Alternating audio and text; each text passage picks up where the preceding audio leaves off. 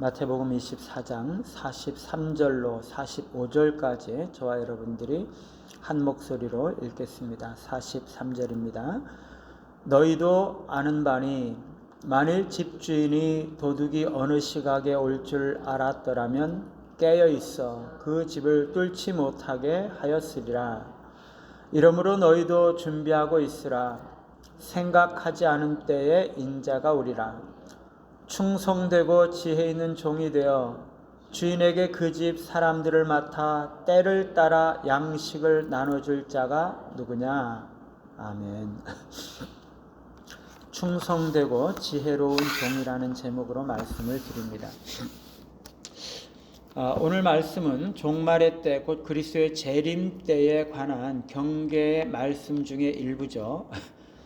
우리 주님은 반복적으로 종말의 때는 갑작스럽게 돌발적으로 우리가 알지 못하는 사이에 닥치기 때문에 깨어서 준비하고 있어야 하는 것을 말씀을 하고 계십니다.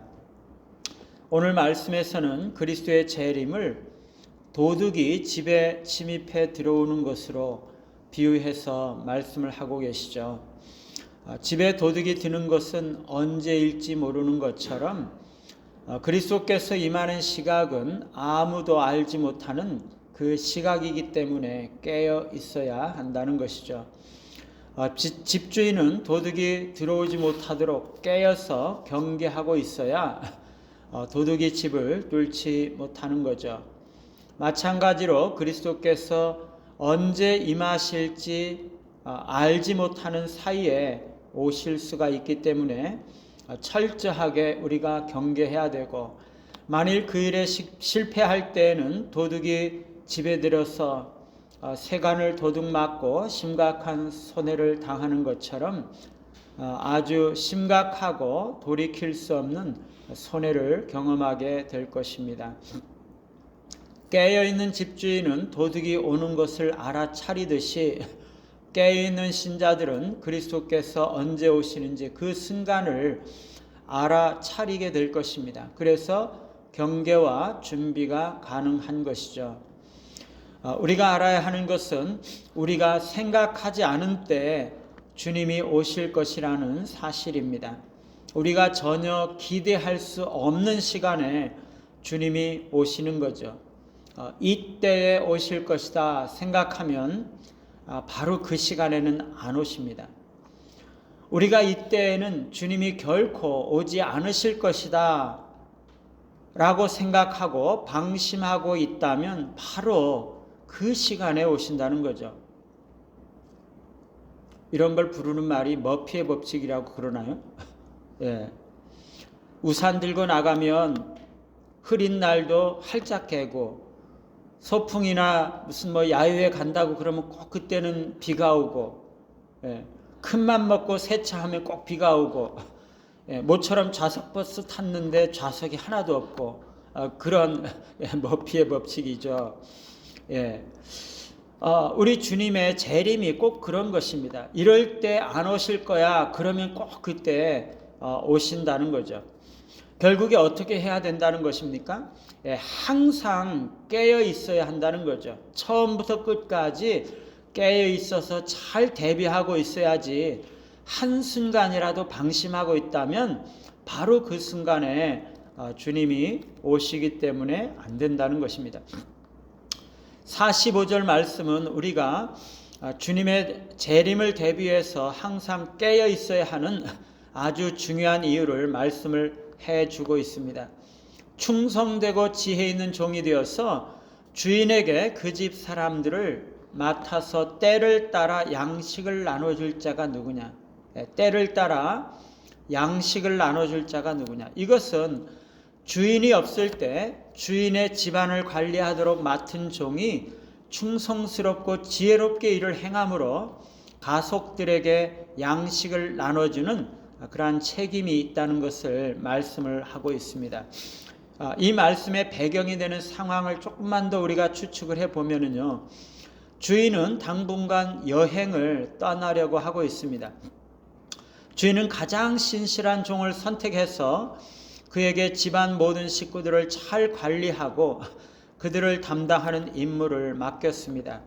그 일을 맡은 지배인 혹은 청지기는 모든 종들이 일하는 것을 감독할 뿐만 아니라 특히 그들이 받아야 할 것들도 주관하고 관리하는 그런 역할을 맡은 거죠. 종들과 식구들에게 먹을 것을 공급하고 돌보는 일들을 차질 없이 잘 감당하고 있어야 하는 것입니다. 주인이 돌아와서 이 종이 모든 일들을 충성스럽게 감당하고 있으면 상을 받는 것이고, 그렇지 않을 경우는 책망과 징계를 받게 되는 것이죠. 여러분, 여기서 비유적으로 말씀하고 있는 지배인 혹은 관리인은 누구를 말하는 것일까요? 어떤 사람들은 예수님의 제자들 혹은 목사나 선교사와 같은 사역자들을 말하는 것이라고 생각을 했습니다.